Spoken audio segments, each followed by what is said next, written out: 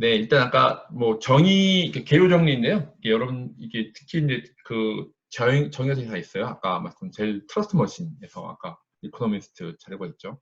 또 데이터의 신뢰성을 확보하는 기반 기술이고요. 그리고 신뢰를 만들어내는 기계, 트러스트 머신 아까 말씀드렸죠. 그리고 암호화 서명된 트랜잭션들이 블럭으로 그 그룹화된 분산 데이터 원장. 말이 좀 어려울 수 있는데, 어쨌든 암호화된 서명된 트랜잭션이 있는데 그게 이제 분산 데이터 원장. 그렇죠. 그리고 해시 체인을 통해서 공유되고 분산되며 추가할 수만 있는 변경되지 않는 데이터 레코드를 만들고 관리하며 참여자 간의 칸비 알고리즘에 의해 운영되는 기술. 그렇죠. 그렇게 여러 가지 정의들이 나와 있습니다. 그리고 블록체인의 특징 및 가치가 있어요. 예, 그래서 일단 기술적 관점에서 바라보는 특징은 네 가지가 있는데, 첫 번째는 원장이죠. 약간 총무, 약간 동호회 총무 말씀드렸죠. 동호회에서 어떻게 할 때 가치 있는 원장이다. 냈죠. 장부, 원장 그런 부분이 있고, 두 번째는 약간 시큐어죠. 시큐어하다는 부분이 이제 요거는 약간 좀 뭐 다른 이슈가 있긴 한데, 어쨌든 원장 내 데이터가 암호화되어 있어서 장부 내에 포함된 데이터가 변경되지 않았으면 원장 내에 한 데이터가 확실한 것을 보증한다. 해시 기술하고 PK 기술 통해서 보완이 있고, 공유, 그리고 원장이 여러 참여자들 사이에 공유돼서 블록체인의 노드 참여자들에게 투명성을 제공할 수 있다. 그게 있고, 또 분산되어 있다는 기술적 관점이고요. 그리고 재밌는 게, 제가 블록체인의 매력을 느꼈던 이유는 꼭 이게 기술적 관점만 있는 게 아니에요. 아까 법적인 관점, 경제사회적 관점이 있는데, 탈중앙화, 분권화가 있죠. 그러니까 은행이 예를 들면 은행이 다 중앙화돼 있잖아요. 그것들이 약간 탈중앙화, 분권화가 있고, 뭐 탈중개화, 단일 공격점이 있어. 노 싱글 포인트 오브 페일러는 아까 은행에는 되게 큰 시스템이 있죠. 보안도 많이 출적이긴 합니다만, 그 은행 중앙 서버가 뚫리게 되면 모든 게 다 다른 문제가 생기는 거죠. 그래서 단일 공격점이 없다는 거고, 그러니까 immutableity, 이제 불변성, 변경 불가능성, 그러니까 비가역성, 이게 다 하나 이제 불변성에 대한 성격이고요. 그리고 가명성이죠. 그러니까 익명성. 그래서 물론 이거 퍼블릭 블록체인에서만 쓰는 거죠. 가명성, 익명성이 있고, 정보 공유되고, 확장성이 있고, 음작성이 있고, 가버넌스가 있다. 그런 특징들이 있고요. 그래서 블록체인 내부에 사용된 일반적인 개념은 이제 아까 계속 원장이 있어요. 원장은 거래 트랜잭션의 모음이에요. 그래서 원장이 특정한 것에 집중되어 있을 경우에는 신뢰성, 보안성, 안정성에 대한 문제가 생길 수 있다. 블록체인이 분산형 원장에 주목받는 이유죠. 그러니까 하나의 은행이 예를 들면 될 것 같아요. 은행 안에 여러 가지 이제 저희가 누구한테 송금 보내고 그런 것들 원장들이 다 모여져 있는데, 철저하게 좀 준비하고 있긴 하지만 거기가 은행이 뚫리면 다 뚫리는 거죠. 그런 부분에서 보시면 될 것 같고, 트랜잭션은 거래죠. 화폐 거래나 자산 전송, 일반적인 데이터 전송 등 참여자 간의 상호작용이 나타나는 거죠. 누구한테 보냈을 때 트랜잭션이죠. 트랜잭션의 각 블록은 뭐 0개 이상의 트랜잭션 포함하고 있다. 트랜잭션의 안에는 이제 뭐 이렇게 보면 뭐 보내는 사람의 주소, 식별자, 보내는 사람의 공개키와 아까 오전에 설명했던 디지털 서명, 그리고 입력값, 출력값. 그러니까 입력 출력값은 이따가 UTX 비트코인 할 때도 이게 나올 텐데, 일단 이런 입력 출력값이 있다는 거 아시고, 그러니까 이제 주소 말씀드렸죠. 주소는 공개 신청자로 있어서 공개 키를 만들어서 해싱한 후에 텍스트 변환되는 것도 변환이요. QR 코드로 변환할 수 있는데, 아까 말했지만 일단은 프라이빗 키에서 해싱하면은 그게 퍼블릭 키, 퍼블릭 키를 해싱하면 그게 주소가 나오게 됩니다. 그래서 거기 월릿하고 프라이빗 키는 지갑은 개인 키와 공개 키, 관련 주소, 디지털 자산 정보들을 저장한 소프트웨어. 요즘은 뭐 소프트웨어 원릿, 하드웨어 원릿 나오고 있죠. 그래서 개인 키를 분실하면 동일한 개인 키를 재생하는 것이 불가능하고, 블록체인의 거래 데이터를 발견할 수 없으므로 약간 해킹한테 개인 키를 가져가는 게 문제가 되죠. 그래서 개인 키를 잘 관리해라, 그런 얘기 많이 들으셨을 거예요. 그래서 뭐 하드웨어로 보관하기도 하고, 나중에 여러분들이 이따가 제가 여러분들이 뭐 실습할 수 있도록 바스 아마 유니버스 이제 가입하시면 거기서도 이제 그런 게 나올 텐데, 나중에 뭐 꼭 제가 이따 알려드릴게요. 요즘 가면 거기서 처음에 프라이빗 키를 할 때는 일단 뭐 거기 이모닉 코드 적어야지. 나중에 이거를 잊어버렸을 때 만약에 복구할 위해서 이렇게 쓰는 부분에서 그런 부분에 대해서 주의 있게 보시면 될 것 같습니다. 블록체인 내부에서 이제 블록체인은 블록은 서로 연결되어 있으며 거래 데이터를 저장하고 있어요. 그래서 이 연본 블록을 무슨 제니시스 블록이라고 하는 처음에 이제 제니시스가 이제 창세기라는 뜻이 있잖아요. 첫 번째 블록이고 그다음에 블록 1, 블록 2 충격이죠. 시간 흐름 따라 이렇게 있는데 아까 말씀드렸지만 이제 전체 제니시스 블록에서부터 그러니까 블록 헤더가 있고 블록 데이터가 있어요. 블록 헤더에는 뭐 블록 번호, 이전 블록 헤더의 해시값, 그리고 이 블록 데이터의 해시값, 그리고 타임스탬프, 블록 크기 넌스값 아까 이렇게 나있죠. 그래서 이 그림에서 보면 이전 블록 헤더의 해시가 있고 타임스탬프, 그리고 블록 데이터, 여기 해시값이 있고 블록 데이터 세션시 모르게 되어 있어요. 그래서 이 그림을 이제 이게 잘 요약이 되어 있는데, 그죠? 블록 데이터는 블록 트랜지션 목록이 있죠. 블록 데이터 해시값, 논스, 타임스탬프, 이전 블록 헤더가 있어요. 그래서 중요한 부분이 다른 건 다 고정값이에요. 고정되지 않은 값이 하나 있습니다. 그게 어떤 거냐면 여기 보면 논스값이죠. 아까 논스값은 아까 오전에 잠깐 보여드렸지만 이제 논스값 0부터 쭉 넣었죠. 그래서 그 해시값을 논스값 하나씩 0부터 1 쭉 넣어서 수학 문제를 푸는 거. 일종의 노가다를 띄게 하는 건데, 그래서 여기서 다른 건 다 고정값인데 논스값만 고정값이 아닙니다. 이게 변동값이죠. 그래서 논스를 하나부터 넣어서 이제 거의 수학 문제를 맞추듯이 풀어나가는 거예요. 그래서 제니시스 블록, 블록 1, 블록 2, 블록 3 이렇게 쭉 시간 흐름 따라서 헤더에 포함되는 정보. 이게 좀 간략하게 그린 거, 원래 복잡한 게 있는데 이거를 좀 도식화한 거죠. 블록 헤더에는 이러한 정보들과 데이터에 포함되는 거는 원전 트랜지션 목록, 트랜스 데이터 및 그 외 데이터들이 있는 이쪽에 블록 데이터에 대한 해시, 넌스, 스탬프, 이전 해시값. 이게 이제 기본적인 원리라고 보시면 될 것 같아요. 이거 자료는 제가 이제 공유 드려서 나중에 보시면 되는데, 일단 블록체인 내부에서 여러 가지 이제 암호화 기법들, 해시 함수는 아까 오전에도 약간 실습했었죠. 그래서 임의의 값을 넣으면 일정한 크기에 갖는 인력에 대해서 고정된, 아까 어쨌든 임의대로 뭔가 넣었을 때 고정된 길이의 고유한 결과값인데 메시지 다이제스트죠. 그래서 마치 지문처럼 디지털 지문이죠. 그래서 결과값을 입력값을 찾는 것이 불가능하면 단바이너스에 있는 거죠. 특정 입력값에 대해서 조인한 결과값을 갖는 다른 입력값, 이런 부분에 대해서 다른 결과값을 갖는 서로 다른 두 개의 입력값을 찾을 수 없다. 이렇게. 그래서 가장 많은 해시 함수는 샤 이후로 화면 좀 크게 할게요. 잘 안 보시는 것 같아서.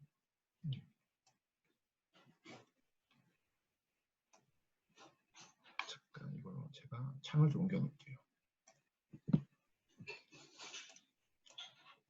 네, 그래서 아까 말씀드렸지만 아까 임의의 그 해시 함수가 있고 거기서 이제 차 이후로 CQ 해시 알고리즘 약자예요. 그래서 이제 이렇게 임의의 입력에 대해서 32바이트 결과를 생성해서, 예, 아까 오전에 봤지만 이 앞에 있는 데이터가 엄청나게 큰 몇십 메가라도 일단은 그 남은 해시값 자체는 32바이트로 되어 있는 거예요. 그래서 그렇게 좀 나와 있는 거고요. 그래서 나중에 여기 밑에 있는 그 그림들이 있는데, 예, 여기서 디지털 서명에 대한 부분이 있죠. 공개 키 암호가 아까 PK 기술을 말씀드렸잖아요. 그래서 실제 여기서 이 공간이 나의 개인 공간이 있고 친구의 개인 공간이 있어요. 그래서 개인 키로 그래서 PK, 퍼블릭 키, 프라이빗 키 말씀드렸죠. 이제 키가 공개 키와 개인 키로 쌍으로 이루어져 있어요. 그래서 개인 키는 비밀로 유지되는 키로서 양쪽이 공유되어 있고 한쪽만 보유하는 거, 나만 갖고 있는. 그래서 프라이빗한 거예요. 근데 공개 키는 비밀이 아니며 널리 공유. 아까 퍼블릭 키 통해서 아까 주소가 나온 것처럼 이거는 공개되는 키죠. 그래서 공개 키로 잠근 문서는 개인 키로만 열 수 있으며 개인 키로 잠근 문서는 공개 키로만 열 수 있다. 서로 이제 키가 양쪽에 비대칭 키가 있는 거죠. 그래서 각 개별 키의 작업은 단방향 작업으로서 키를 사용해서 자체 작업을 돌릴 수 없다. 그래서 양쪽 키에 사용되는 알고리즘은 한 키를 사용해서 키의 반대편 키로 판별할 수 있도록 설계되어 있어서 공개 키를 통해 개인 키를 판별할 수 없다. 거꾸로 이제 봅니다. 그래서 여기서 보면 이제 디지털 서명이라는 것은 자, 받는 사람의 공개 키로 암호화되어 있고 보내는 사람의 개인 키로 암호화되는 게 있어요. 네. 그래서 받는 사람의 공개 키로 암호화되는 부분이 있고 나중에 이것도 자세히 나오긴 합니다만 일단 흐름만 보시면 이제 받는 사람의 공개 키로 암호화하는 게 있고 보내는 사람의 개인 키로 암호화되는 것은 내가 서명하는 거죠. 내가 친구의 약속이 내 개인 키를 통해서 이렇게 부분에 대해서 암호화돼서 이쪽에서 넘어가서 이쪽에 친구가 그것을 퍼블릭 키로 풀어나가는 이렇게 흐름에서 프라이빗 키, 퍼블릭 키 그것만 일단 아시면 될 것 같아요. 그래서 여기서 나중에 이제 이따가 비트코인에 자세히 할 거는 흐름만 좀 보시면 아까 말씀드렸죠. 제가 월릿을 만들어요. 지갑 개설을 한 다음에 아직은 여러분들이 아마 지갑을 만드신 분이 많지는 않으실 것 같은데 나중에 한번 체험을 바스에서 해보시면 그 월릿 지갑 개설을 하시고 개인 키를 생성해요. 그래서 이걸 해시를 돌려서 아까 말씀드린 공개 키를 생성하고 공개 키를 또 해시를 돌려서 주소가 생성됩니다. 이 흐름이 있죠. 그래서 TK 메커니즘은 아까 이쪽에 이제 앨리스의 개인 지갑이 있고 밥의 개인 지갑이 있어요. 그래서 원본이 이렇게 밥에게 원TC를 했을 때 밥의 공개 키로 예, 암호화를 해서 넘어간 부분에서 밥에 보낸 개인 키로 복원하고 밥에게 원TC를 전송한다. 일단 뭐 자세한 얘기 이따 비트코인 할 때 말씀드리겠습니다. 흐름만 좀 보세요. 그래서 보내는 사람의 개인 키로 암호화한다. 앨리스한테 보내는 거죠. 앨리스한테 보낼 때 앨리스 개인 키로 암호화하고 암호화에 대한 원본이 앨리스의 공개 키로 복원된다. 앨리스한테 보낸다. 이거 흐름 자체가 이따 UTXO 할 때 좀 자세히 말씀드릴게요. 자, 그래서 블록체인에 대한 참여자들이 블록 할 때 합의가 아까 말씀드린 POW가 있고요. 이것은 계산 집약적인 퍼즐을 가장 먼저 해결한 노드, 그러니까 그 다음 블록을 게시하고 블록을 획득하는 방식이에요. 거기에 대한 작업 증명을 해서 거기에 대한 보상을 주는 부분입니다. 그래서 POW라고 해서 너치 아까 수학 문제, 퍼즐이에요. 퍼즐 풀기는 어렵지만 답이 올바른지 검증하기 있는 건 아까 해시가 바로 한식은 POW 방식에서 블록체인 네트워크에서 게시 노드를 풀을 형성해서 퍼즐을 같이 해결하고 보상을 배분하거나 보조를 풀 수 있다. 이제 포인트는 뭐냐면 같이 수학 문제를 같이 내는데 그래서 처음에 푸는 거는 0부터 쭉 해서 해시값을 해야 되지만 검증하는 거는 바로 이렇게 그 해시값에 대해서 나중에 바로 검증을 바로 할 수 있다. 그래서 비트코인 이더리움 등에서 대략 10분마다 한 개씩 블럭이 생성되도록 게시더라고요. 이게 10분마다 한 개의 블럭이 만들어지고 거기에 대해서 블럭에 대한 생성에 대한 보상으로 이제 BTC를 보상하게 되죠. 그리고 아까 말씀드렸지만 지분 증명이 있어요. POS는 사용자가 소유한 지분의 양이다. 아까 내가 이제 흔히 말하는 회사에서 주식회사처럼 지분이 누가 많냐, 적냐 그걸로 하는 거죠. 그래서 실제 그럼 보팅하는 부분에 대해서는 일단 이 시스템에 대해서 투자한 지분이 많을수록 뭔가 가져가는 그래서 POS라는 부분이 있고 POA는 실제 일단 이건 증명 방식이고 이제 그런 신분하고 관련되어 있는 거고 POET는 그러니까 하드웨어 타이머를 이용해서 대기시간 끝난 노드가 블록 게시합니다. POET라는 부분입니다. 나중에 이제 그리고 PBFT 그런 부분들이 있는데 그거는 하이퍼레이트 할 때 설명을 드릴게요. 어쨌든 이런 알고리즘이 있다. 그리고 블록체인 외부가 있죠. 그러니까 블록체인 내부를 온체인, 외부를 오프체인이에요. 그러니까 온라인, 오프라인을 많이 들어보셨죠. 온라인, 인터넷에 있는 게 온라인, 인터넷에 있는 게 오프라인이에요. 마찬가지로 블록체인에 있는 게 온체인, 블록체인 아닌 게 오프체인. 나중에 여러분들이 실제로 그 블록체인 프로젝트를 할 때 어떤 거를 블록체인에 올릴까 말까 그게 가장 고민이 많이 되시는 영역 중에 하나예요. 어떤 거를 온체인, 어떤 거 오프체인을 할지 그것들에 대해서 부분들을 보시면 됩니다. 그래서 이쪽은 온체인은 스마트 컨트랙트 원장에 블록체인 올라가 있는 거고요. 오프체인 영역은 블록체인 아닌 쪽이죠. 흔히 말하는 RDBMS 데이터베이스거든요. 데이터베이스 쪽에서 나중에서 온체인과 오프체인을 어떻게 연결할 것이냐 그런 부분에 대해서 아주 포인트 중에 하나예요. 어떤 걸 온체인, 어떤 걸 오프체인을 할지 그런 부분에 대해서 아주 중요한 부분입니다. 그리고 블록체인 외부와 이제 쪽에 블록체인 외부 중에서 이제 오라클 문제가 있어요. 이게 오라클이 그 데이터베이스에 있는 오라클 얘기하는 게 아니고요. 블록체인 외부의 그러니까 실세계 데이터죠. 실세계 데이터 안전하고 신뢰성 있게 블록체인 내부로 가져오기 위한 기술, 이게 이제 오라클이라고 해서 이거는 뭐 나중에 이제 여기 보면 특정일의 기온이라든지 뭐 계약이 있을 때 기온 정보를 갖고 하는 부분에서 아까 외부 데이터가 블록체인에 어떻게 들어올지 그런 것들을 할 때가 중요한 게 오라클 문제라고 해요. 그래서 그리고 뭐 분산 파일 테스트 아까 EPFS 나왔죠. 파일을 작은 단위로 쪼개서 다수의 서버에 저장하고 필요할 때마다 여러 서버에 요청하는 해서 그래서 IPFS 쪽에서 약간 분산 파일 스토리지 그런 보시면 될 거고 이제 메인넷은 뭐 아까 저희가 이제 비트코인, 이더리움, EOS는 들어보죠. 하이퍼레저 등 대표적인 메인넷 부분이 있고요. 뭐 스마트 계약이라는 거는 뭐 계약 자동화, 토큰을 만드는 부분들이 있고 메인넷 처리하는 부분이 있고 처리 속도 이거는 나중에 TPS 얘기를 좀 들으실 텐데요. Transaction per Second예요. 그 약자고요. 수수료는 이자가 이제 트랜잭션 수수료가 너무 높을 경우에 뭐냐면 가스라고는 이더리움은 가스, 비트코인에서도 수수료죠. 트랜잭션 처리를 하기 위해서 그 보상을 주는 거죠. 그 채굴자들한테 보상을 주는 방식이 처음에 이제 그 맞췄을 때 주는 그 비트코인도 있고 수수료 개념이 있습니다. 그래서 이런 것들을 좀 아시면 좋고 아까 말씀드렸던 블록체인에 대한 그 관련된 용어 및 개념인 용어예요. 그래서 크게 보면 X축과 Y축이 있는데 이쪽은 아까 퍼미션드 영역, X축은 이제 퍼미션 리스 이쪽 퍼미션 리스, 퍼미션드 그리고 퍼블릭이냐 프라이빗하냐 이렇게 해서 아까 말씀드렸지만 이쪽 그 두 개 퍼미션드 부분이 하이퍼레저 R3 코다라는 부분이 이제 금융권에서 많이 쓰고 있는 블록체인 쪽 약간 퍼미션드 블록체인 쪽이고요. 그리고 이제 뭐 어너메서 익명성에다가 공개형은 이제 오늘 저희가 주로 비트코인, 이더리움 일반적인 퍼블릭 블록체인 쪽에서 많이 쓰고 있죠. 이쪽에 허가형에서 공개형 쪽으로 가는 부분에 대해서는 이제 이쪽에 뭐 소브린이라든지 이런 부분들이 있습니다.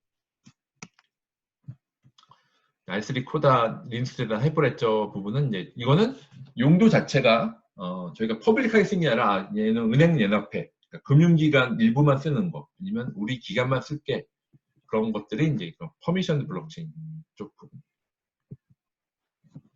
블록체인 활용 분야입니다. 예, 이거는 이제 실제 민간 부분, 뭐 금융, 비금융 나눠졌는데 금융 쪽은 워낙 뭐 거래소 부분이 있는데 금융거래죠. 국제 송금, 결제 부분이 있고 간별 부분은 뭐 워낙 그 뭐 이게 진품이 아닌가, 그러니까 아까 트러스트 부분이 있고 기부는 기부금 사용처 공개 및 투명화는 이제 몇 년, 2년 전 벌써 국민 블록체인 할 때 기부 사례가 있죠. 이포넷에서 만든 체리라고 하는 기부 플랫폼이 있는데 그것은 여러분들이 기부금을 내는데 기부금이 어떻게 쓰이는 거에 되게 궁금할 수 있고 투명하지 않았던 게 많죠. 그러니까 10년 전에 IT에 지진이 났는데 제가 자료를 봤는데 실제 모금된 금액이 국내에서 30억 넘었는데 실제 전달된 금액은 뭐 3억밖에 안 됐다. 그런 실제 그 국회의원 자료가 있었는데 기부금이 어떻게 사용처화되는지 공개 및 투명화하는 부분에서 기부도 블록체인을 많이 쓰는 유지 케이스고요. 물류는 되게 이해관계자 많죠. 거기 운송 정보가 많고 되게 관련된 이해관계자 굉장히 많은데 그런 것들에 대해서 물류도 지금 뭐 머스크랑 IBM이 하는 뭐 트레이더 렌즈도 있고 그리고 R3 코드에서는 마르코 폴로 뭐 그런 관련돼서 있는데 이거는 이제 이해관계자 많고 거의 관련돼서 되게 복잡한 그 문서도 많고 그런 것들을 단축시키고 소유시키는 부분이 있습니다. 보험은 보험 관련 절차가 간소한 건데요. 이번에 최근에 이제 오픈을 한 건데 모 생명보험사가 그리고 그 보험금 처리를 자동으로 좀 해는 또 AI를 인정시켜서 하는 게 있는데 그것도 보험 관련 절차를 간소화하는 부분. 식품 쪽은 워낙 아까 IBM하고 월마트 이제 중국 월마트 사례인데 중국도 워낙 지금도 뭐 코로나 이후 뭐 그 지금도 그렇습니다만 그 전에 원래 음식에 대한 신뢰성이 좀 많이 떨어졌다는 실제 중국 월마트에서 예를 들면 여러분들이 오늘 뭐 점심 때 식사를 했을 때 뭐 닭고기나 돼지고기 먹을 때 돼지고기가 처음에 이제 생겼던 농축된 거기 농장에서부터 어떻게 유통되는 쭉 이력에 대한 부분을 하는 것도 식품 관리하는 부분이 있습니다. 온라인 투표 얼마 저희도 큰 선거가 있었는데 아직은 이거를 공식적인 뭐 대통령 선거나 이렇게 국회의원 선거는 쓸 게 어렵고요. 한 지역이나 아니면 그 기관 내에 쓸 수 있는 부분, 온라인 투표 부분이 있고 의료는 지금 워낙 되게 지금 핫하죠. 지금 워낙 원격 진료 그런 거 있는데 우리나라는 워낙 원격 진료도 법으로 금지되어 있고 이런 개인정보, 그 의료정보에 대한 것들이 굉장히 힘든데 의료에 대한 부분도 아까 말씀드린 마이데이터나 거래, 그 개인정보 거래 플랫폼에서도 지금 굉장히 많이 쓰이고 있습니다. 에너지는 우리나라 한국전력 때문에 독점화되어 있긴 하지만 외국은 이런 것들이 이제 잉여 전력을 이제 거래하거나 친환경에 기여하는 부분, 탄소 배출권 거래 이런 것들이 에너지 사례에서 쓰이고 있고요. 인증은 DID라고 하죠. Decentralized Identifier로 쓰고 있는데 거기 공인인증서를 좀 약간 대체하는 개념으로 나오려고 하는데 그래서 일단 쓰기 전에 일단 내가 누군지 중요하잖아요. 또 뭐 KYC, ML하고도 연동이 될 수 있는데 인증 부분이 있습니다. 자동차는 이제 자동차 거래 이력이 있고요. 그리고 이제 중고차 이것도 이제 국민 블록체인 프로젝트로 선정됐죠. 중고차 거래에 대한 부분, 그것도 투명하게 하는 부분에서 있고, 컨텐츠는 컨텐츠 음원 뉴스라든지 이런 거에 대한 약간 뭐 지적 재산권이라든지 컨텐츠에 대한 그런 것들이 있습니다. 공공 쪽은 뭐 제일 먼저 쓰는 게 이제 인증이죠. 라이센스 인증, 기록 증명, 거래 증명, 거래 절차 증명에 대한 올바른 권한이 있는지 판단하는 인증 부분, 소유권. 부동산 소유권이 나와 있는데 지금 얼마 전에도 지금 블록체인 베이스로 그러니까 국토부에서 원스톱으로 뭐 부동산 거래하는 거를 블록체인 베이스로 하겠다고 이제 처음에 최근에 ISP가 떴죠. 그래서 그런 것처럼 이런 실제 소유권에 대한 부분에 대한 부분 그리고 아까 예컨대 신원 전자신분증, 여권, 그 모바일 이제 운전면허증도 이번에 블록체인 베이스로 나오고 있는데 그것도 이제 아까 DID와 관련돼서 굉장히 초기에 그 공인인증서 같은 시장이 아직은 되게 아주 워킹 그룹들이 많이 있는데 춘추 전부 시대 같은 시대예요. 아직은 다른 워킹 그룹들이 많이 있는데 어쨌든 정부에서도 뭐 쓰고 있습니다. 그리고 아까 자산이동, 부동산이 소유권 이전된다든지 주식 채권 매매하는 부분에서 부동산 관련 프로젝트는 카사코리아가 이제 샌드박스 선정돼서 지금 열심히 좀 개발 중에 있는데 그것도 부동산 관련된 블록체인과 연동되는 샌드박스 선정돼서 관심들이 많죠. 그래서 일단 블록체인 사례에 대해서 말씀드리죠. 블록체인 사례는 일단 요 느낌은 먼저 이렇게 일단 도식화로 보면 자 기업이 개별 인터페이스를 하려면 다 이렇게 엔드엔으로 다 연결을 해야 돼요. 근데 블록체인 네트워크로 동일한 분산 공유 원장을 했을 때 약간 느낌으로 보시면 일단 분산 원장 정보가 있고 블록체인 네트워크가 있어요. 이렇게 보시면 분산 원장이 자동 동기화되죠. 그래서 그러면 미변조 불가 보안 신뢰성 확보되는 약간 생태계 내 참여자 간들 간에 약간 공유 정보 정확도 및 신뢰가 강화되는 이런 느낌이죠. 약간 느낌사로 보면 각각 했었던 것들이 이렇게 같이 블록체인으로 분산원적으로 자동으로 된다. 그러면 효율이 올라가겠죠. 이런 느낌에 대한 부분을 좀 보시면 될 것 같고요.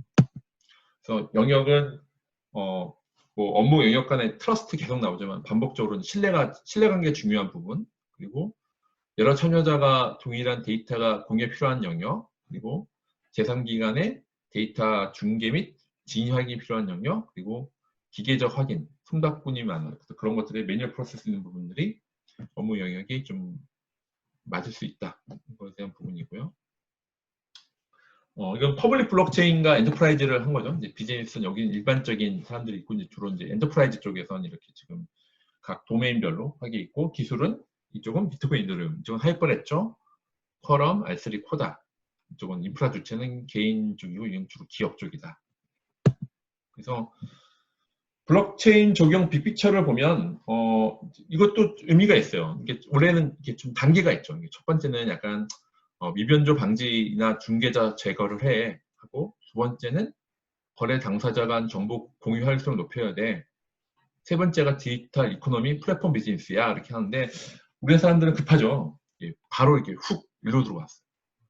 그래서 문제가 생겼던 거죠. 그래서 여기서 뭐 페이먼트나 디지털 파이낸스나 커런시가 이렇게 했는데 제가 봐도 이게 사실은 단계가 필요한 것 같아요. 특히 이제 기업체에서는 더 그런 것 같습니다. 그래서 이쪽에 생태계 구성 및 확산, 정보 공유 체계 단위 업무 개선 봤을 때 첫 번째는 위변조 방지, 중개자 제거가 있다. 이쪽은 그러니까 디지털 아이덴티티나 시큐리티, 블록체인 기술의 특성을 활용해서 디지털 아이덴티티라든지 도장을 찍는 디지털 스탬핑이라든지 이쪽에 꽤 맞다 보여주고요. 두 번째가 이제 디지털 트랜스포메이션이 생기죠. 정보 거래 당사자 간의 정보 공유 활성을 위해서 전체적인 청산이라든지 로열티 프로그램, 바우처. 이제 부산 블록체인 투구가 이제 이걸 하는 거죠. 퍼블릭 바우처 사업, 디지털 바우처 사업을 하는 거죠. 그리고 프로버넌스는 원상지 증명이에요. 이걸 아까 말씀드린 식품 유통에서 돼지고기가 왔을 때 처음에 농장에서부터 어떻게 거래되는지 그런 부분. 그리고 서플라이 체인 매니지먼트, 물류 쪽에서 서플라이 체인 쪽에서 내에서 어떻게 공급망 관리 부분이 있고 로지스틱스, 물류 쪽이죠. 그리고 마지막이 이제 이쪽에 디지털 인시티브 하는 부분이 디지털 에코노미죠. 디지털 커런시라든지 페이먼트가 이제 이쪽에서 어쨌든 이게 단계별로 하는 게 맞다고 보여지는데, 그래서 이게 블록체인 적용 빅피처예요. 이 생각을 갖고 보시면 좋을 것 같고요. 그래서 이건 기업들의 블록체인 적용 범위인데요. 그러니까 이쪽에 보시면 일단 도메인이죠. 이쪽에 관련된 금융, 제조, 여러분들이 속해져 있는 아니면 입사하고자 하거나 관심 있는 도메인이 있고, 이쪽 그 X축은 밸류체인이죠. 상품 개발, 구매, 생산 운영, 마케팅 영업, 사업 관리, 이렇게 밸류체인. 이쪽은 밸류체인, 그리고 도메인. 그래서 매트릭스로 보면 이렇게 각 금융에서는 계약 관리에 쓰이고, 제조에서 생산에서 인증, 그렇죠? 유통 물류에서 마케팅 영업은 로열티, 포인트 관리, 이런 식으로 다 이렇게 관련돼서 이렇게 밸류 체인과 도메인의 크로스하게 있습니다. 그래서 인더스트리별로는 이거는 단지 POC 레벨만 있는 게 아니고요. 실제 지금 워킹되는 그러니까 유저들은 이게 블록체인을 쓰는지 몰라요. 하지만 실제 워킹되는 사례들도 있습니다. 그래서 인증이라든지 계약 정보라든지, 그래서 이렇게 관련돼서 이쪽 밸류체인과 도메인별로 하는 것들에 대해서 적용 범위가 있고요. 그래서 뉴케이스로 보면 아까 몇 번 말씀드렸지만 블록체인 의미가 있는 여러 이해관계자가 많고 크로스보더의 의미가 있어요. 그렇죠? 그래서 우리나라만 쓰는 게 아니라 우리만 쓸 거라면 사실은 데이터베이스를 써야죠. 근데 그게 아니라 이제 크로스보더하게 여러 가지 페이먼트나 그런 것들이 있고, 그러니까 프로버넌스 쪽에 원산지 증명에 대한 부분, 아까 트레이드 파이낸스, 아까 무역금융이죠. 무역금융, 자산관리, 그리고 아이덴티티 매니지먼트, 토큰 오퍼튜니티 쪽에서 IBM 자료를 제가 갖고 온다. 이런 유즈 케이스들이 좀 더 커진다. 크로스버더 쪽 위주 거죠. IBM 이거는 이제 블록체인 사례인데요. 산업 분야에서는 이제 아까 말씀드린 글로벌 트레이드랜스에서는 아까 머스크랑 IBM이 조인트 벤처를 만들었어요. 트레이드랜즈라고 해서 이렇게 좀 에스크와 함께 주문, 성적, 세건 관리에서 지금 부산 블록체인 쪽에서도 이제 그 다음에 중요하게 보는 게 이제 부산 항이 크잖아요. 그래서 거기서 관련돼서 좀 무역금융 쪽이나 아니면 서프라이체인 쪽이 있고요. 그리고 푸드 트러스트는 푸드 세이프티 쪽이죠. 그러니까 월마트와 중국 식품의 생산에서부터 유통까지 실시간으로 추적하는 블록체인 기반 기술인데, 망고 원산지 추적 시간이 원래 7일 걸렸던 걸 2초 만에 디지털라이즈 된 거니까 이렇게 하는 거고, 전 세계 블록체인 기반으로 마이크로 파이낸스라는 부분도 있고요. 그리고 실제 공공 분야에서는 소셜 플라스틱이라서, 이거는 이제 플라스틱 폐기물이 많잖아요. 그거를 갖고 오면 토큰으로 제시되는 게 있었고, 아까 말씀 탄소 배출권에 대한 부분이 이렇게 좀 사례들이 점점 많이 늘어나고 있어요. 엔터프라이즈 블록체인은 실증 사례, 실증이라고 하지만 실제 실증이 아니라 실제로는 워킹되는 것도 꽤 많이 아까 여러 가지 도메인별로 있다는 거고요. 아까 여기 금융권 좀 관심 있는 분들이 몇 분 계셨는데, 저도 며칠 전에 R3 이제 우리나라 주로 이제 이더리움이나 하이퍼레저를 많이 알고 계시지만 실제 외국 은행 쪽, 특히 금융권에서는 이렇게 R3 코다 쪽이 많이 있어요. 스위프트나 이쪽에 주로 외환송금이라는데 은행들 다 은행 쪽이에요. 주로 금융에 대한 쪽. 한국 쪽도 은행이 몇 개 참여하고 있고요. 여기는 주로 이제 자바로 개발해서 자바로 지금 운영해서, 자바가 워낙 많이 쓰잖아요. 자바 들어보셨죠? 개발 언어 중에서. 이렇게 자바로 개발하는 블록체인.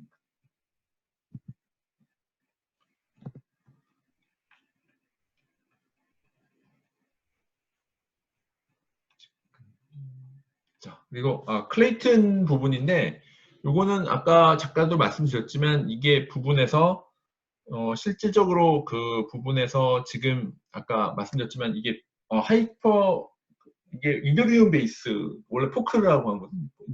원래 이더리움 오픈 소스라서 갖고 와서 카카오가 자회사를 만들었어요. 카카오가 자회사 이름이 그라운드엑스인데 그라운드엑스에서 만든 블록체인 플랫폼 이름이 클레이튼인데요. 클레이튼에서 지금 기술적인 부분에서 일단 이더리움과 유사한데 이더리움을 갖고 와서 최적화 개발자 수가 거의 80명 가까이 되는데 좀 많이 인원수가 좀 줄을 수는 있었는데만 어쨌든 거기서 이더리움은 소스 코드를 갖고 와서 최적화시켜서 지금 국내 메인넷으로 좀 하고 있고 여기서 지금 많은 이제 클레이튼 파트너들이 여기서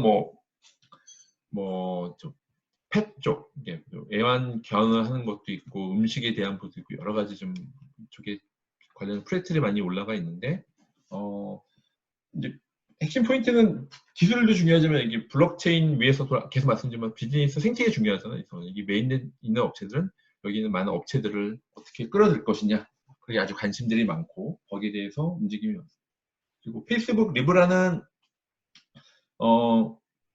이번에 좀 바뀌었죠. 그러니까 원래는 많은 견제를 받아서 지금은 약간 CBDC라고 해서 센트럴뱅크에서 만든 디지털 것도 좀 수용해서 원래는 원래 이제 중국과 미국의 원래 무역 전쟁이 심했잖아요. 이제 그래서 지금 페이스북이 원래 리브라가 만들었을 때는 청문회가 있었던데 미국 입장으로 보면은 원래는 이제 중국이 치고 나갔죠. CBDC라고 해서 중국에서 디지털 화폐를 하다 보니까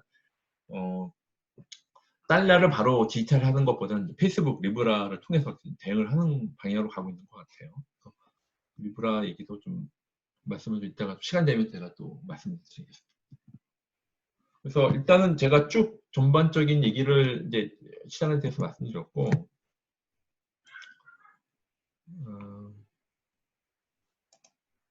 예. 한국에서 참여행은 어딘가요? 지금 원래는 뭐 신한은행, 하나은행 이렇게 있었는데 지금은 그게 멤버십이에요. 멤버십인데 지금은 은행이 지금은 몇몇만 유지하고 있고요. 네. 그래서 하나은행, 신한은행, 국민은행도 했었다가 좀 안 하고 이제 멤버십이 좀 저희가 R3 코다가 좀 되게 비싸요. 이게 옛날에 그게 아마 재밌는 게 그게 우리나라 문화하고 잘 안 맞는 게 우리나라 분들은 돈 내면 다 시켜야 되잖아요. 이제 거기는 같이 공부해야 되는 거예요. 돈을 내고 소스 코드 같이 갖고 이제 R3에서 이렇게 공부하는 건데 멤버십들이 공부를 많이 하셨다가 지금은 워낙 열풍 불었을 때 지금은 은행이 한 3개나 4개 정도만 들어가 있고요. 그래서 지금 새로 한국에서도 지금 R3 코다 지사장님도 얼마 전에 만났는데 좀 새롭게 좀 움직임이 있는 것 같아요. 약간 가격 좀 내려가고 그런 부분에서 많이 좀 움직인 들이 있습니다.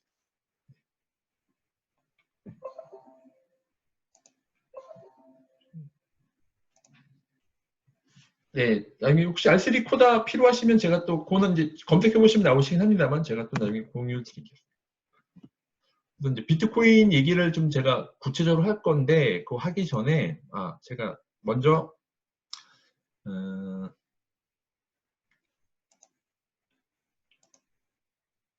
제가 이제 경험을 해보면 먼저 이렇게 잠깐만요. 이거를 네 제가 이제 쭉 하기 전에 먼저 이렇게 한번 이렇게 제가 경험을 몇 번 해보면 이렇게 아까 비트코인 얘기를 하기 전에 일단 먼저 쉬운 걸로 먼저 설명을 드리고 그리고 나서 설명하는 게 훨씬 낫더라고요. 그래서 제가 먼저 요거가 이제 약간 쉬운 비트코인 자료예요. 그러니까 요거 먼저 입문 분들이니까 먼저 요거를 말씀을 드리고 네. 그래서 이제 약간 작업 증명에 대한 부분이 있는데 좀 더 쉬운 부분, 그러니까 요거를 들으시고 그 자료를 보시면 좀 더 이해함이 좀 있으실 것 같습니다. 얘가 작업 증명에 대한 부분들이 있고요. 그래서 이게 좀 쉽게 설명한 부분은 작업 증명 알고리즘의 동작 원리는 스토크라고 해요. 스토크는 이제 그죠. 9x9 빈칸에 1부터 9라는 숫자를 채우는 퍼즐로 다음 조건에서 이제 만족해야 되는 건데, 그죠. 행과 열에 같은 숫자를 넣으면 안 되고 3x3 빈칸에 1, 9가 하나씩 있어야 되는 거죠. 이렇게 좀 보시면 이제 여기서 이렇게 하나씩 잘라서 보여지는 거죠. 이런 게 하나씩 이제 답이 이렇게 남아 있는데, 그래서 9x9 빈칸에 1, 9를 넣는 거예요.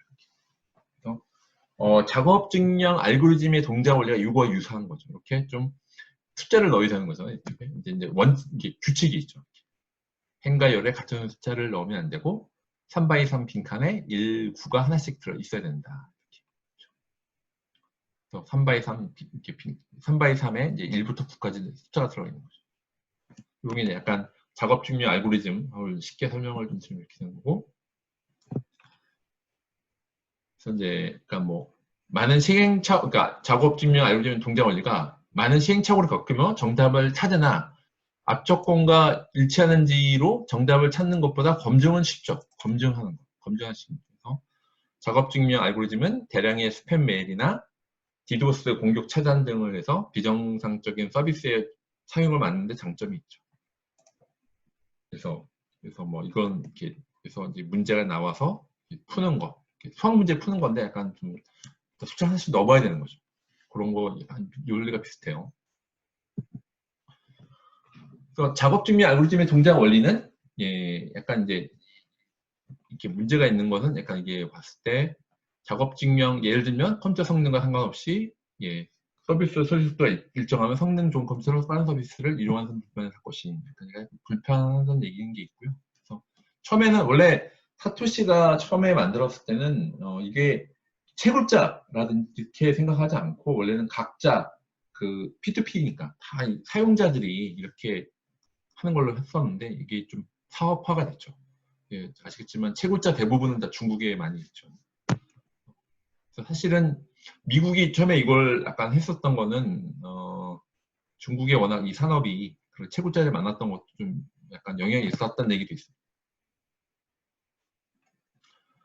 그래서 작업 증명의 알고리즘은 비트코인의 작업 증명에 사용되는 암호화 해시 함수를 다음과 같이 이제 출력값이 이제 0의 숫자를 맞추는 거거든요. 그러니까 이제 해시를 돌려서 이제 0의 숫자가 몇 개냐라고 하는 건데 그게 0의 숫자가 나오는 건데 0의 숫자비 몇 개가 있을 때 이제 쉽게 말씀드리면 0의 0000이 있는데 0의 숫자가 10개 아니면 뭐 20개 이렇게 뭐 문제가 지워져요. 그 0의 숫자 0을 몇 개를 나올 때까지 돌리는 거냐 그건데 그래서 실제 이렇게 작업 증명이라는 부분들이 출력값이 99 이하인 값을 찾을 때까지 여러 번 바꾸어서 해시 함수로 계산해야 하다. 하지만 출력값이 99 이하인지 확인하는 사람은 해당 x값을 단 한 번만 계산할 뿐이죠. 딱 그러니까 이게 뭐냐면 처음에 문제 풀기는 어렵지만 나중에 그 검증하는 건 쉽게 했었다는 얘기죠. 해시값이 나오는지는 입력값을 일일이 대입해야 됩니다. 아까 넌스값 하나씩 올리는 거 보셨죠. 그런데 검증은 입력값으로 한 번 연산하면 가능합니다. 이 원리를 이렇게 한 거죠. 이게 보시면 실제 아까 논스값에 있을 때 여기 0 숫자 여기서는 4개가 보이죠. 그래서 이거는 실제 그 난이도 조절하면서 이게 0의 숫자가 몇 개냐 그걸 맞추는 거거든요. 0의 처음에 수학 문제 처음에 이제 문제 지웠을 때 0이 해시를 돌려서 이 0이 뭐 4개가 나와라, 6개가 나와라, 6개 이상 0을 더 나오게 해라 이렇게 나오는 거거든요. 문제 자체가 뭐 아주 쉽게 말씀드리면 그렇게 이 0이 나올 때 0이 4개 나올 때까지 계속 돌리는 거예요. 넌스 값을 하나씩 올리면서. 그래서 실제 일일이 대입해야 되는데 검증은 한 번에 검증이 가능하다. 그게 포인트입니다. 그래서 그 비트코인은 암호화 해시 함수의 특정값, 해시값 이하 넌스값을 찾기를 작업 증명으로 알고리즘 삼는 거고요. 입력값의 차이는 논스가 결정하는 아까 계속 논스가 있고요. 논스를 증가시키면서 블럭의 해시값이 타깃 이하인 논스를 찾는 것이 작업 증명 알고리즘을 푸는 방법이에요. 뭐 쉽게 계속 말씀드리지만 논스를 증가시키면서 블럭 해시값이 아까 타겟값이 있거든요. 타겟값에 이하인 논스값을 찾는 거. 약간 쉽게 말씀드리면 0의 숫자가 10개냐, 0의 숫자가 20개냐, 그걸 찾는 거예요. 그래서 비트코인에서는 SHA-256을 두 번 연산하는 더블 SHA-256을 작업 증명 알고리즘을 사용하는데 해시값이 256비트고 10의 28승의 신기가 있는 거죠. 그래서 비트코인은 블록체인이라는 모든 노드가 특정 타깃 이하인 블럭의 해시값을 찾게 하는 겁니다. 이 넌스가 돌려서 이렇게 나옵니다. 이게 뭐 이건 머클트리 부분인데요. 머클트리는 이따도 설명드릴 수 있는데 약간 이제 뭐 두 개씩 묶어서 해시를 돌려서 머클 루트를 찾아서 쉽게 말하면 거래값이거든요. 이제 여기서 이제 두 개를 묶어서 해시 돌리고 또 두 개 묶어서 해시 돌리고 그걸 얘기합니다.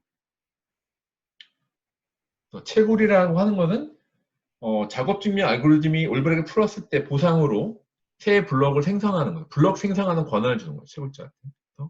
보상으로 암호화폐를 받죠. 근데 처음에 50BTC를 받았다가 지금 이제 반감기라고 하잖아요. 그 자체가 반감기가 있는데 지금 좀 있으면 이제 반감기가 오고 있죠. 그래서 그것 때문에 지금 비트코인 가격에 대한 약간 영향력이 있거든요. 그것 때문에 좀 이슈가 있는데 그것들이 보상으로 보상 암호화폐를 받는 거죠. 돌려서 거기에 대한 보상으로 해서 그 반감기가 얼마 안 남았습니다. 올해가 반감기라서 아주 관심들이 많죠. 그래서 이 채굴하는 노드를 채굴자라고 하고요. 그래서 비트코인은 모든 채굴자가 채굴할 때 가정했을 때 약 10분, 평균 10분에 한 회 정도의 새 블럭 생성하도록 타겟을 조정하는 게 이면 10분에 평균 10분에 한 번 할 수 있도록 그 난이도가 조정될 수 있어요. 그래서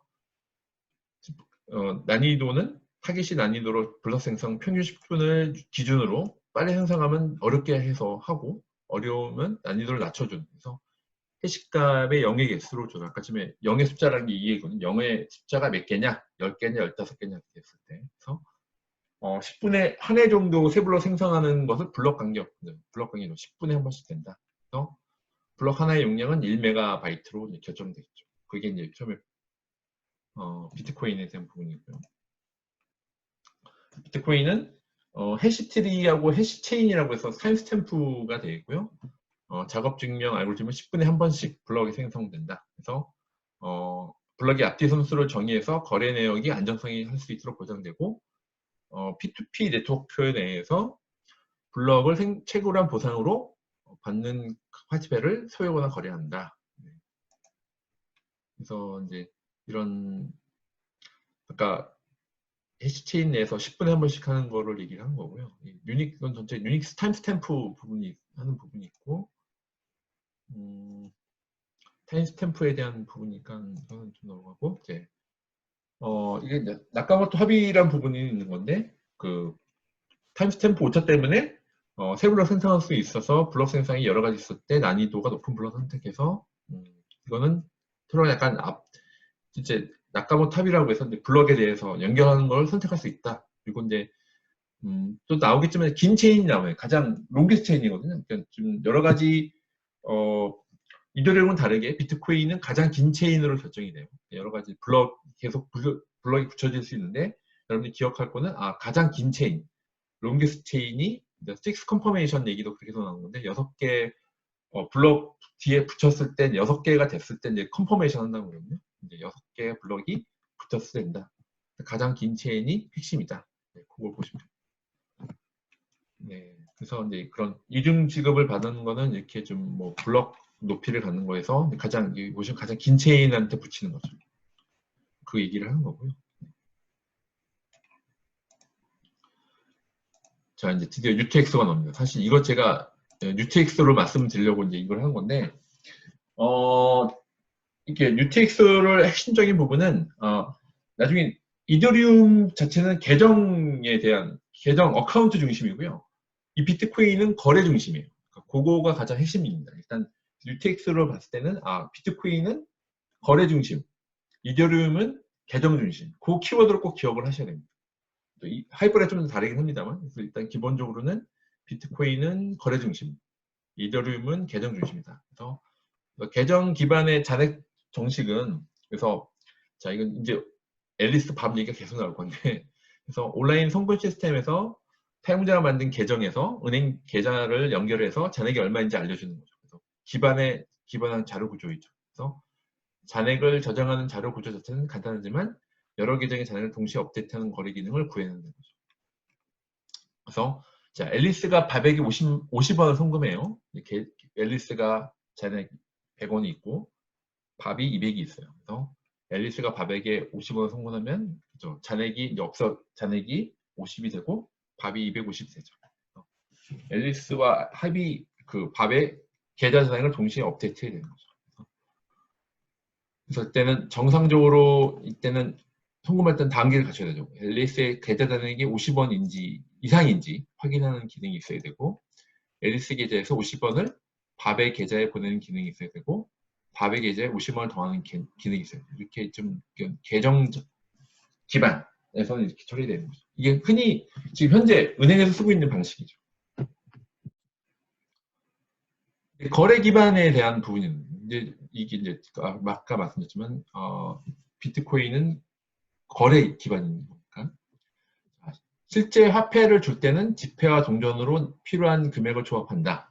이제 돈이 쪼개진다는 게 있고요. 그래서 지폐와 동전으로 정확한 금액을 맞출 수 없다면 더 큰 돈을 주고 거순돈을 받는다. 그리고 금액에 따라 화폐 소유권을 서로 바꾼다. 그렇죠? 그래서 화폐 번호의 1부터 6을 설정해서 1과 2는 앨리스가, 3과 6은 밥이 소유한다. 그리고 앨리스가 밥에 50원을 송금하려면 앨리스가 소유한 번호 1, 2 중 하나를 밥에게 양도한다. 그래서 화폐 번호 2 소유권을 밥으로 변경한다. 이게 보시면 자 이렇게 여기서 보면 화폐 번호가 있어요. 1부터 2가 있고 3부터 6인 1부터 2는 앨리스가 있죠. 그래서 잔액이 100이라는 거고 3부터 6은 밥이 갖고 있어요. 잔액이 200이에요. 그래서 앨리스가 밥에게 50원을 송금했을 때는 지금 여기서 보시면 실제 여기서 이 거래라는 부분에서 이제 앨리스 대신 밥으로 바꾸는 거죠. 그래서 화폐 번호 하나의 소유자를 변경하는 화폐 번호를 변경하는 거예요. 그래서 이렇게 UTX라는 개념이 그래서 거래 기반 방식은 잔액을 확인할 때 두 사람의 화폐 중 잔액을 계산해서 일정 단위로 나눠야 하는 번거로움이 있죠. 그러나 송금 기능을 간단하게 구현할 수 있고 문제가 발생할 가능성이 적죠. 하지만 송금 단위가 변경되면 송금 금액을 효율적으로 낼 방법을 고민해야 됩니다. 그래서 이거는 핵심적인 포인트는 돈을 쪼개서 이게 이제 인풋 아웃풋 개념이 나거든요. 가장 중요한 거는 인풋 아웃풋 개념이 있어서 그거 부분이 이제부터 아까 이게 있었지만 화폐 번호가 있어요. 1부터 2는 앨리스, 3부터 6은 밥. 근데 밥에게 50원 송금했던 거는 앨리스 대신 밥 이렇게 처리한다. 이게 실질적인 부분이 있는데 이거를 약간 개념을 보시고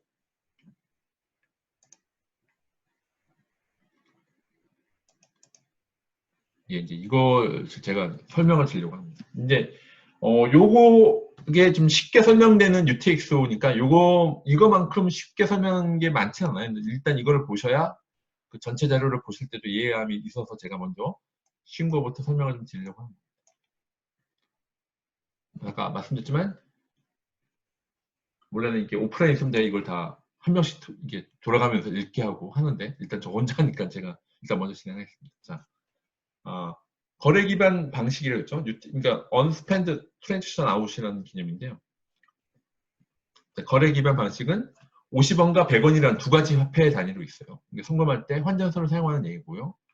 처음에 100원 1개를 발행해서 앨리스는 1개, 밥은 2개를 소유한 거예요. 그리고 앨리스가 밥에게 50원을 송금하려면 앨리스는 100원밖에 없으므로 송금할 수 없음. 그렇죠? 이때 이제 아까 말씀드린 50원과 100원밖에 없어서 그런 거예요. 50원 처음에 100원짜리를 3개를 발행해서 앨리스는 1개, 밥은 2개가 있고 앨리스가 밥에게 50원 송금하면 앨리스는 100원밖에 없으므로 송금할 수 없는데 그래서 쪼갠 게 나옵니다. 그래서 맞아 설명드릴게요. 이때 환전소를 두면 100원 1개, 50원짜리 2개로 나누어서 100원짜리 1개, 50원짜리 2개로 나눠서 50원을 밥에게 송금하고 남은 50원은 이게 핵심이에요. 누구한테? 또 송금할 때 하나는 반은 밥에게 다른 사람 보내고 나머지 반은 자기한테 온다는 거예요. 그래서 돈이 쪼개져서 남한테 보내고 난 자기한테도 보낸다. 그게 이제 중요한 포인트 중에 하나입니다. 그래서 이처럼 환전소는 원하는 금액을 자유롭게 송금하고 거스름돈을 받는 자료 구조를 만들어서 효율적인 송금 환경을 구축할 수 있어. 그래서 이게 이제 UTX로 가기 위한 가장 부분이에요. 자, 약간 도식화해서 말씀드릴게요. 그래서 자, 일단은 더 큰 돈을 주고 거스름돈을 받는 송금 구조죠. 그래서 처음에 이제 앨리스가 있고 밥이 있었어요. 네. 그래서 앨리스가 이제 밥에게 가려고 하는데, 그러니까 송금할 때, 자, 환전소가 있어서 앨리스가 밥에게 50원을 송금할 때, 자, 100을 줬을 때 50씩 쪼개요. 쪼개서 어떻게 한다고 했죠?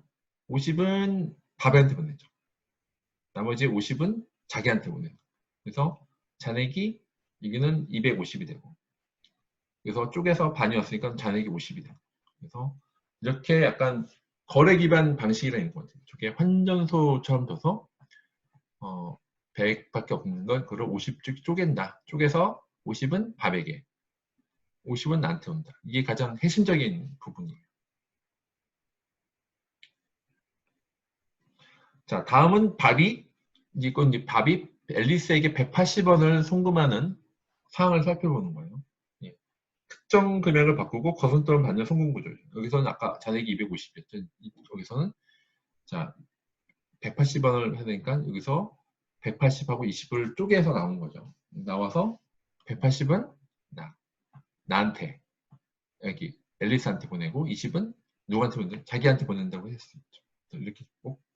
그래서 이제 이 102개가 보냈을 때 이거가 마치 환전소에서 쪼개서 나온다.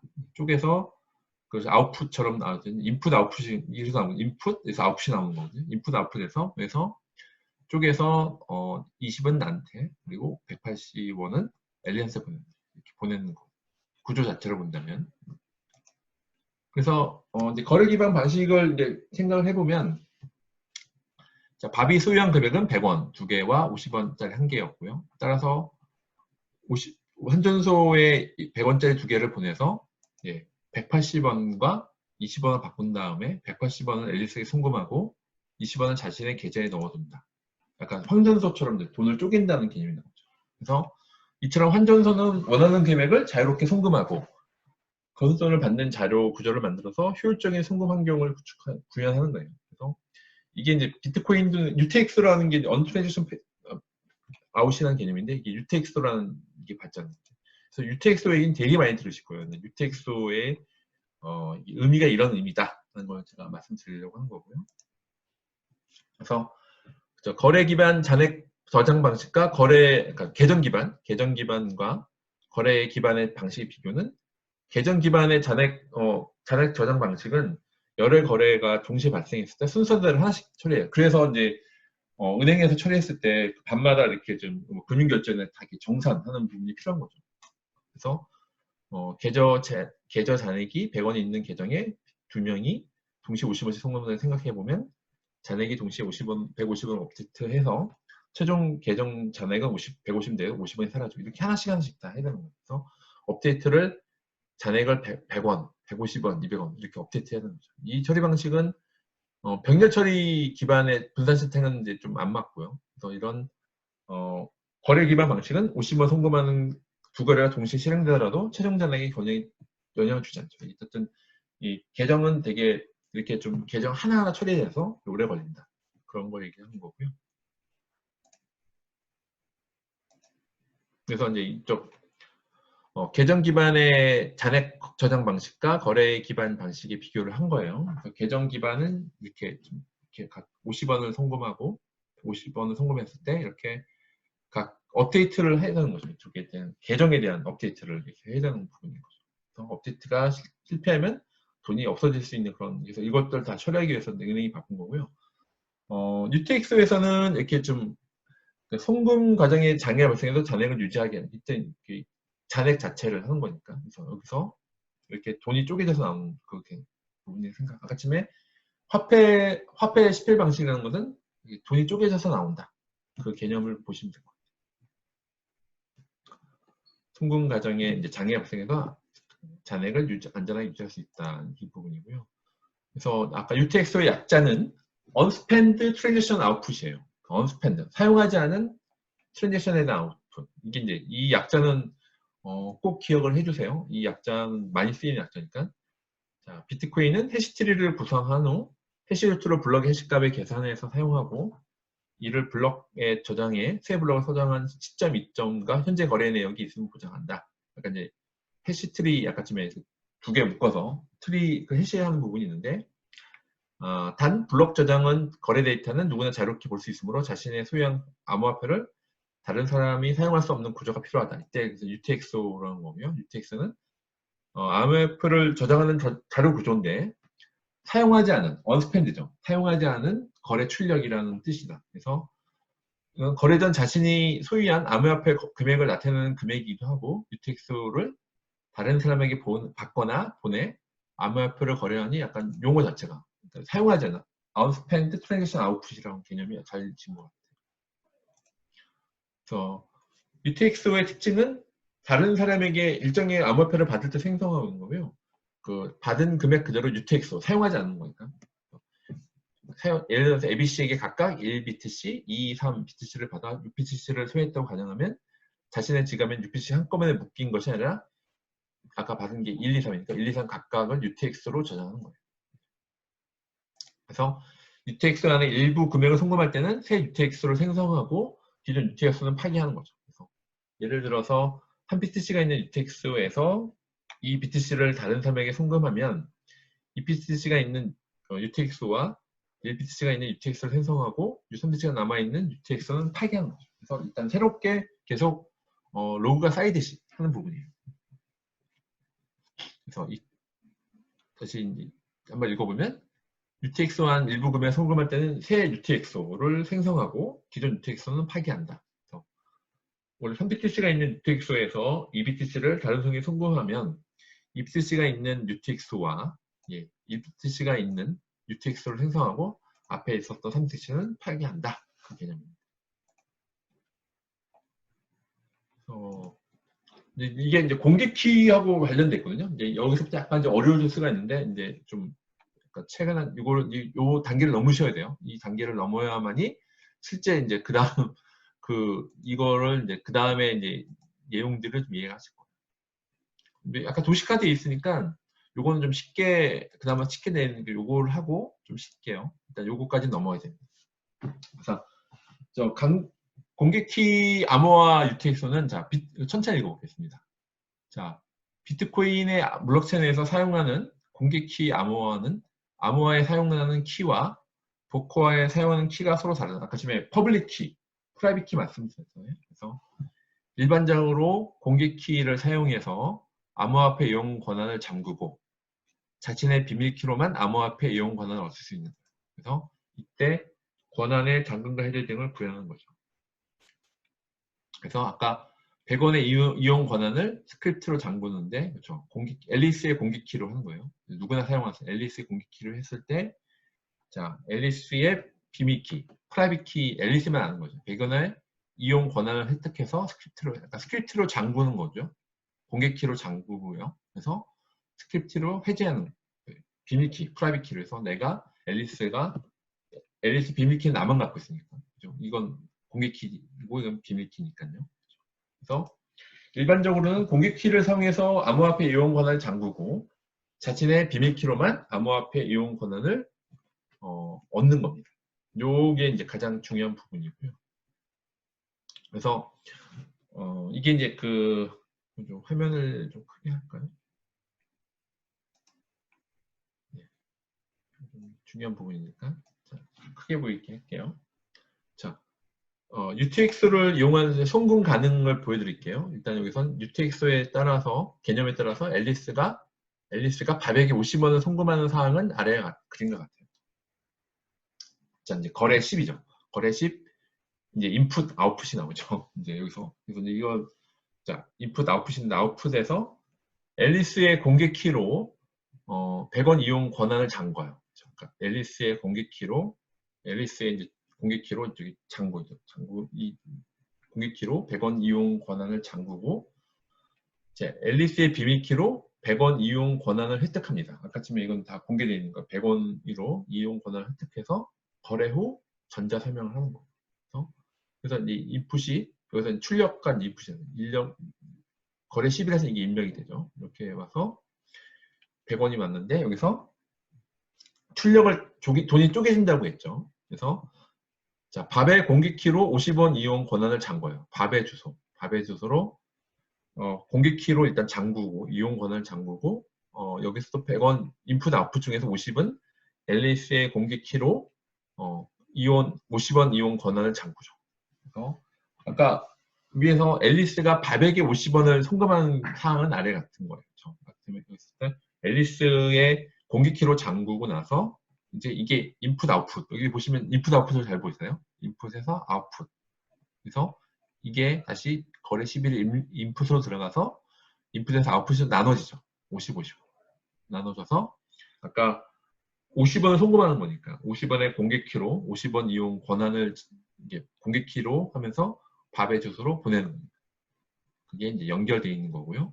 앨리스는 다시 공개키로 권한을 이건 또 비밀키가 있으니까 권한 잠금을 하는 거예요. 그래서 인풋, 아웃풋, 인풋, 아웃풋 요 개념이 제일 중요합니다. 그래서 자, 이 상황에서 이제 주소라는 개념이 등장해요. 그래서 주소는 공개키 암호화, 그러니까 퍼블릭 키로 암호화표를 받거나 보내는 임의의 문자열이고요. 공개키를 바탕으로 만들고 비밀키가 있는 어플리케이션으로 암호화폐 이용 권한을 얻을 수 있다. 그래서 먼저 거래 10은 앨리스가 자신의 공개키로 만든 주소를 이용해 100원을 받았다는 것으로 시작하는 거죠. 거래 10 여기 나왔죠.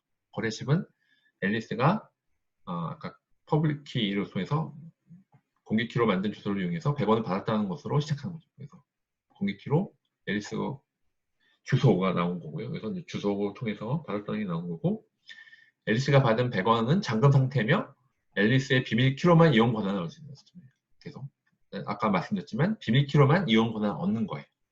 그래서 거래 10일이죠. 거래 10일에서 앨리스는 자신의 비밀키로 거래 10에 100원에 설정한 잠금을 아까 해제할 수 있었죠. 비밀키를 여기 있어요. 권한을 획득한 거예요.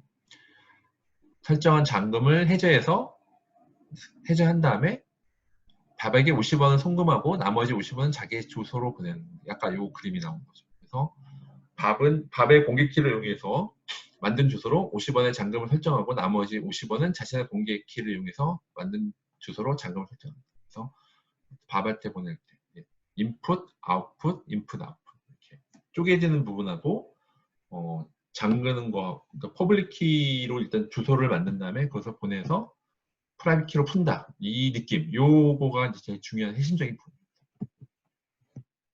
그래서 이 과정에서 UTX는 잠겨서 사용하지 않은 암호화폐를 얘기한 거고요. 거래 10에 앨리스의 소유한 100원은 이미 거래 10일에서 잠금 해제되어서 사용되면 사용 불가하는 거죠. 아까 여기서 이걸 인풋에 아웃풋이 있는데 이게 인풋 넘어갔기 때문에 UTX가 사용 불가하는 거고요. 마지막으로 거래 10일 내역에 앨리스의 비밀키로 인해서 전자 설명을 하는 거죠. 전자 설명을 하고 나서 거래 10일이 앨리스가 한 거래를 보장하는 겁니다. 이게 이제 전체 내용들에 쉽게 나오는 요것만 좀 맞아요. 코인베이스 거래는 코인베이스는 이제 만약에 그 비트코인 새 블럭을 생성한 채굴자에게만 보상으로 첫 번째 인덱스가 들어가는 새 UTX로 발행하는 거죠. 이를 코인베이스는 처음에 채굴대한테 주기 때문에 비어있죠, 한쪽이. 그래서 코인베이스 거래라고 하고요. 당연하겠지만 과거 내역이 없고 앞으로 거래하는 내용만 전하는 쪽에 이게 코인베이스, UTX가 있어서 채굴자는 자신의 소유한 UTX의 거래가 발생했을 때 일정 금액의 수수료를 받을 권리가 있다. 앨리스가 100원의 잠금을 해제해서 밥에게 50원을 보내고 40원만 자신의 주소로 가져갔다면 나머지 10원은 앨리스가 수수료로 책정해 채굴자에게 전달하는 것이죠. 그래서 아까 그 100원의 잠금을 해제해서 밥에게 50원을 보내고 아까 50 보냈는데 사실은 자신한테 40원만 보낸다고 하면 10원은 수수료로 채굴자가 가져가는